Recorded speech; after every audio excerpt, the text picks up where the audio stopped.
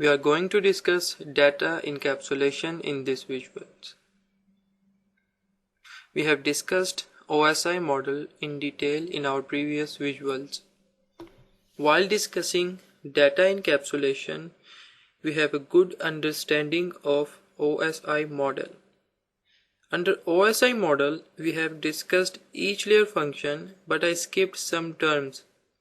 Like while discussing transport layer, I did not explain two ways of transporting the data. And while discussing data link layer, I did not discuss the sublayers of data link layer. Now all these things will be covered in this data encapsulation visuals. When data transmits from the top layer of OSI model to the last layer, the data gets into different forms. We are going to discuss all these forms in detail. This process of transmitting the data from top layer to last layer is known as data encapsulation. While discussing OSI model in our previous visual, we have understand internetworking operation. OSI model and data encapsulation is quite same, but there is a difference between them. We have studied OSI model to understand the operation of internetworking. Under data encapsulation, we will understand different forms of data while transmitting from top layer to last layer. Although the concept is same, we can say that we have a solid foundation to discuss data encapsulation. Let's start our discussion on data encapsulation. Here you can see these are 7 layers of OSI model. While discussing layers 7, 6 and 5, we have found that these layers give a look of single operation. In our example of HTTP, presenting it in HTML, then session layer starts the communication. These 3 layers are called upper layers. We have understand the operation of these layers. Here the result of the operation of these upper layers is known as upper layer data. Now, when the upper layer data travels down to transport layer, here it adds a transporting way. We are going to discuss these ways. By adding the way of transporting, here the whole upper layer data and added way of transporting becomes segment. We are going to discuss these ways of transporting later in the same visuals. The segment then travels down to network layer. We know the function of network layer. Network layer routes the data. Segment then adds the information required for routing. After adding this information, segment becomes packet. We are going to discuss how it adds the routing information later in the same visuals. After that, the packet travels down to data link layer. At data link layer, it adds MAC addresses, etc. Here, adding the information, the packet becomes frame. We are also going to discuss frame in detail, but in later in the same visuals. Finally, the frames then form bits, zeros and ones. It then travels through cable directly to the destined computer. This is how the data is formed. Let's discuss each form, and let's start with segment. Well, while discussing transport layer in our previous visuals,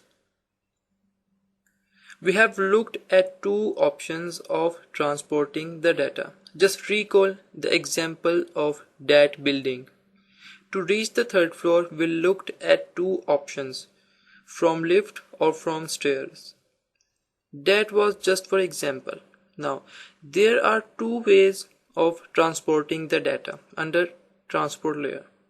One is TCP, Transmission Control Protocol, and other one is UDP, User Datagram Protocol. TCP is a connection oriented protocol and UDP is a connectionless protocol.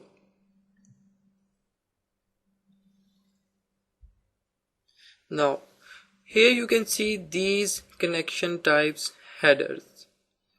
One header belongs to TCP and other one belongs to UDP. Upper layer data adds one of these headers to become segment. Now let's discuss these connection types in detail, and we are starting from TCP header. We are going to discuss all of these, all TCP headers fields. You can see here source port, destination port, etc. But first let's discuss TCP in a bit detail. Well, under transport layer using TCP delivers the data reliably. Well, to understand transmission control protocol delivery, we again use the old example. Well, the example is there are two ways of transporting the data. Just remember that, lift and stairs. Now, using lift is considered as reliable than stairs. Lifts work fast, accurately and neatly in comparing with stairs. Well, this is how TCP works. It delivers the data while carrying the accuracy and etc. stuff like that. Well, lift comparing with stairs provides a good example to understand transmission control protocol. Although these things are operated behind the scenes, by using examples it provides good idea so that we can analyze that how it provides such reliability, accuracy, etc. Well, when data arrives at this layer, it adds TCP header. Then the data becomes segment. The segment then delivered into smaller parts, smaller segments actually. Let's get into more detail. Well, there are a lot of fields contained by TCP header. Now let's discuss each of them, starting from source port.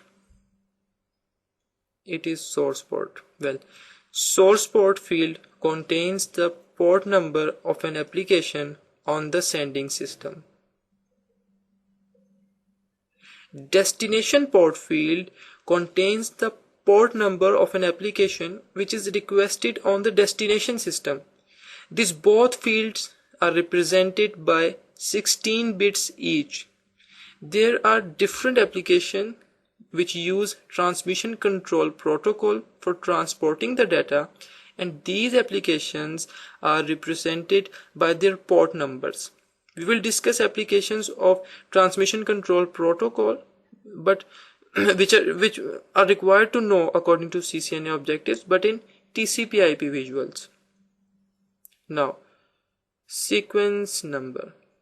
While discussing transport layer in OSI model, I have explained that transport layer also cares about the order of data. Transport layer marks the data so that the data is arranged in proper order according to those markings by transport layer. Sequence number field is used for this purpose. This field is represented by 32 bits. Acknowledgement number. Acknowledgement number identifies the expected TCP segment. Now let's move towards header length. Header length field specifies the length of TCP header. The length of TCP header is specified in 32 bits words. It is an integral value. Well, it is represented by a single hexadecimal value. We know that a single hexadecimal value is represented by 4 bits. Receiving system calculates the size of this TCP header by taking the header length field value, which is represented by 4 bits. This is also considered as the starting of the data. Now, this field reserved. This field should be set to 0. After that, flags field. Well, this field contains different flags. These are acknowledgement flag, urgent pointer flag, push flag, reset flag, synchronization flag, find flag. Well, these flags maintain the transmission. This flag field is represented by 6 bits. Now, window field. If you remember, we have discussed flow control in our previous visuals. We have discussed flow control while discussing transport layer under OSI model visuals. We discussed 3 types of flow control. Out of these 3 types, there is windowing. Under windowing type of flow control, we have discussed that the data is delivered by the system, by the sending system actually, by receiving the acknowledgements from the receiving system. Windowing process is represented by Windows field of this TCP header. Now we are moving towards checksum. We have discussed error recovery function of transport layer while discussing OSI model visuals. If you remember, you can just watch that part of OSI model visuals also. Under this field, checksum field, CRC, cyclic redundancy check, checks the TCP data and the TCP header. This field is represented by 16 bits. Now, urgent point. Under this point, it indicates the last urgent value from the sequence number if urgent pointer flag is set in flags field of this TCP header. Now, options field, this field is optional. This field provides a multiple of 32 bits. Data field. Well, data field is not the part of TCP header. Data field contains the upper layer data. Well, it can be said that there are 2 sections which makes segment. One is TCP header and other one is upper layer data. Now, this is how TCP header and upper layer data becomes segment. Now let's move towards UDP header. Well, under transport layer, there is another type of connection which is used to deliver the data. This connection type is known as UDP, User Datagram Protocol.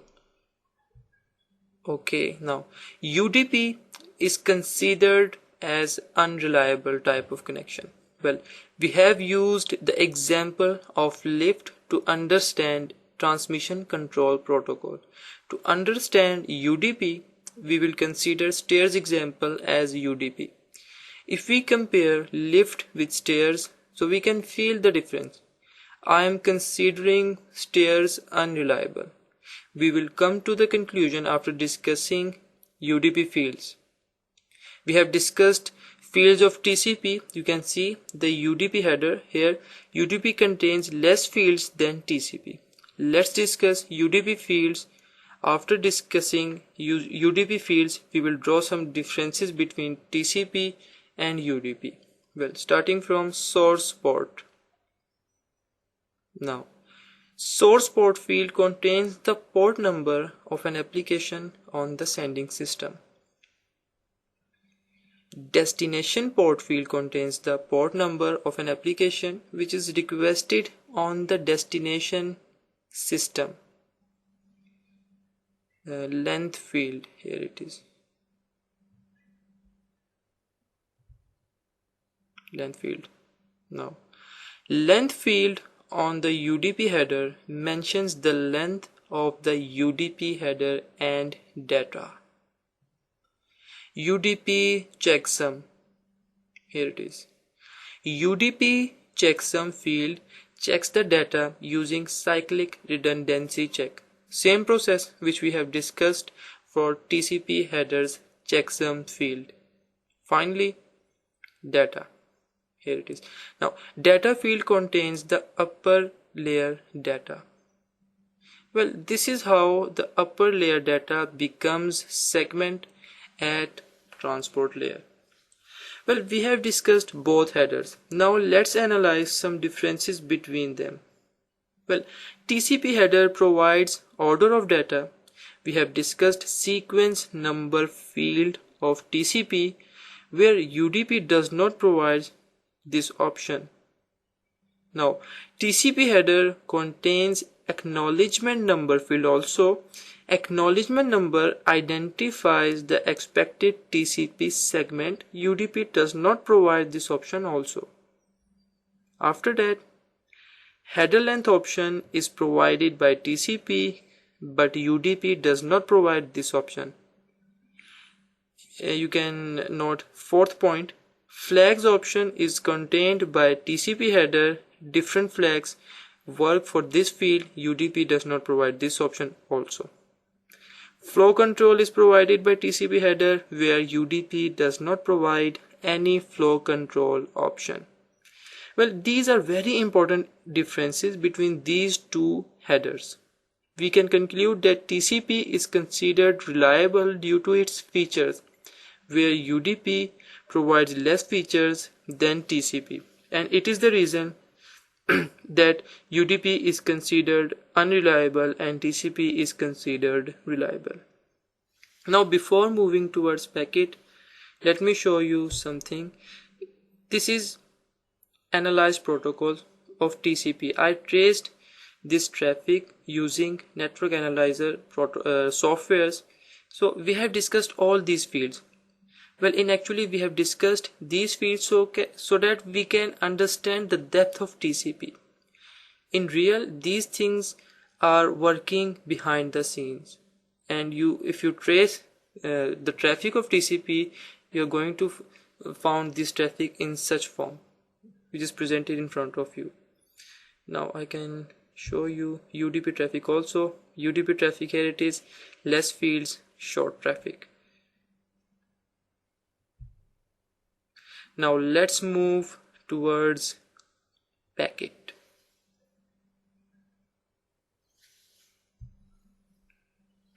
Now when the segment arrives at layer 3, the segment at IP header, thus it becomes a packet. You can see two IP headers here. One is IP version 4 header and other one is IP version 6 header.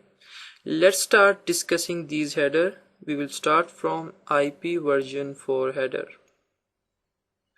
But IP version 4 header contains many fields. Let's discuss each of them, starting from version. This field identifies the version number of IP. Header length. This field describes the length of the header. The header length is 32-bit words. After that, type of service. This field of IP header describes the handling of a packet. Total length field of IP header, IP version 4 header. This field describes the total length of a IP header. The maximum length of a packet is 65,535. Now let's move towards identification field of IP version 4 header. Here it is. Now this field contains a unique value. These values identify the fragments of the packet. Flag fields. Different flags are function for this field. These flags are reserved flag, DF flag and MF flag. Their function is to control the fragmentation. Fragment offset here. Now, fragmentation means dividing a packet into fragments. Fragment offset specifies the beginning of the fragmentation process. Now let's move towards time to live. Here it is. Well, time to live field specifies time for a packet. If a packet does not get respond and time to live expires, then the packet is dropped. Time to live is specified in seconds. Protocol type. This field contains a port value. This port value tells that it belongs to TCP, UDP, EIGRP or OSPF, etc. You can note this protocol field here. I will show you the example of this field IP version 4 header, but while discussing EIGRP and OSPF concepts later in the series. Now let's move towards header checksum. Header checksum field checks the IP header for errors. 32-bit source address field. Now a 32-bit IP address of a sending system is mentioned here. A 32-bit IP address of a receiving system is mentioned here. After that, options. This field is optional. It contains additional options of IP header. And finally, data. It contains the upper layer data, same like TCP and UDP, which we have discussed a bit earlier in the same visuals. It is not the field of a header. Well, we are discussing at network layer. Here the upper layer data is segment. Now IP header and segment becomes a packet. Well, this is how a packet is formed. We are going to discuss IP version 4 in detail in upcoming visuals. Let's discuss IP version 6.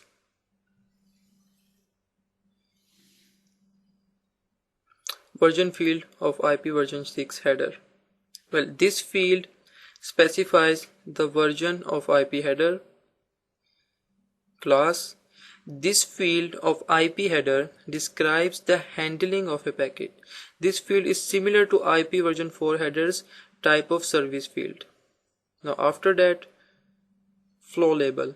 This field specifies special service for real-time applications.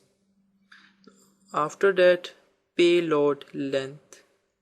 This field specifies the size of the data which is contained by IP version 6 header. Now, next header. Well, while discussing IP version 4 header, we have discussed protocol type field. Under IP version 6 header, that field is represented by this field, next header field, performs the same function. Now after that, hop limit. Now we have discussed time to live field in IP version 4 header. Time to live field is represented by hop limit field. It also performs same function what time to live does for IP version 4 header. Now 128-bit source address. This field contains 128-bit IP address of a sending system. This field contains 128-bit IP address of a receiving system. Finally, data field. Data field contains the upper layer data. We are discussing at network layer. Here the upper layer data is segment. Well, this is how IP version 6 header and segment becomes packet.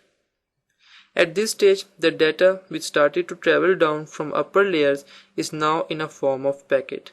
Now let's move towards data link layer where the data becomes frame, but first let me show you. Now it is analyzed traffic for IP.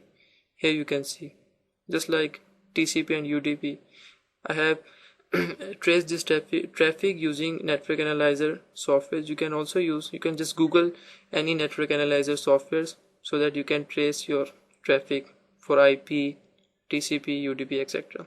Well, although these all things are happening behind the scenes. Now let's move towards frame. Here it is.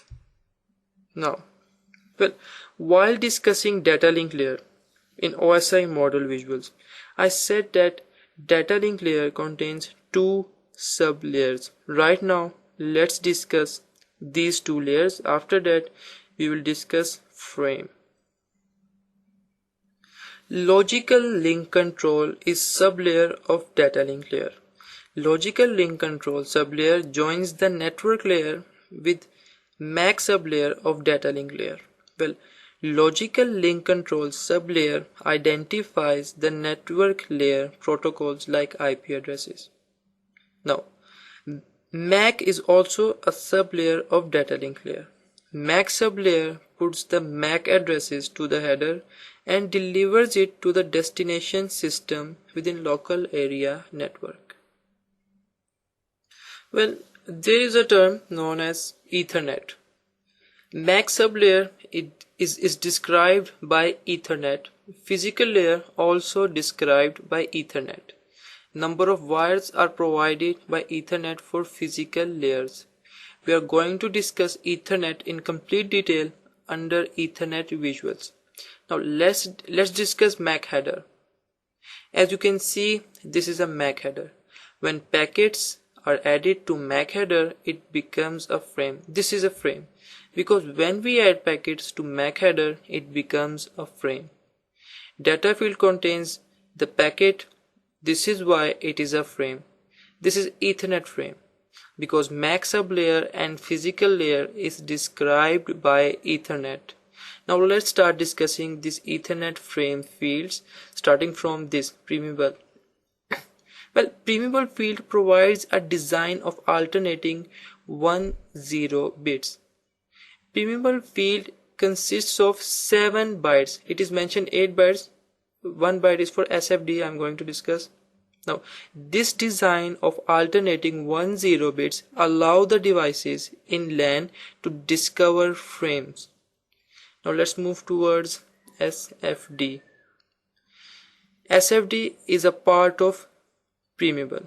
It means start of frame delimiter. It consists of 1 byte. As its name implies, start frame delimiter, SFD provides the beginning of the data. Now let's move towards D8. It is destination address field. Now it contains the MAC address of the destination device within a local area network. SA field. Now source address field contains the source MAC address of the device. It is a device which sends the frame to the destination device in the local area network.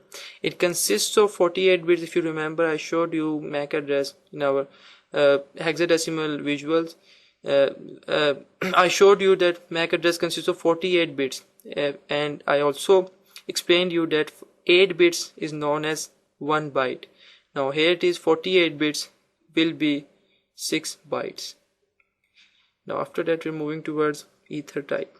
Well, ether type field specifies the identification of network layer protocol. Ethernet frame does not perform this function. As we have discussed earlier in the same visuals, that logical link control sublayer of data link layer identifies the network layer protocols like IP address. It is the logical link control sublayer of data link layer which joins data link layer with network layer by providing such identification of network layer protocol. This field is represented by 2 bytes. For identifying IP version 4 network layer, it shows value of 0800 in ether type field. After that, I'm going to explain data field of Ethernet frame header. Here it is. Data field contains the data of upper layer protocols. Here the data is packet because we are discussing at data link layer. After that, FCS, frame check sequence. Now this field contains the algorithm for error checking. CRC, cyclic redundancy check, is considered as FCS algorithm for error checking, for checking of errors. Now this is how a packet becomes frame at this layer, data link layer. We have almost covered things completely. the frames then converted into bits, zeros and ones. Physical layer is considered as cable through which bits, zeros and ones travel. Now we are just going to final words after, but before concluding our discussion, let me show you. Here it is analyzed protocols for Ethernet, just like TCP, UDP and IP. Now we are moving towards final words of these visuals. Now, well, upper layer data travels to transport layer, adds TCP header or UDP header and becomes a segment. You can see the whole scenario here. Well, segment travels down to layer 3, adds IP header and forms a packet. Similar packet becomes frame while traveling to data link layer. Then this frame converts in the form of bits, zeros and ones and travel towards the destination device. Now with this I am concluding this visuals. We have discussed data encapsulation in detail. If you feel any problem, you can just replay these visuals and be prepared for upcoming visuals. Thank you.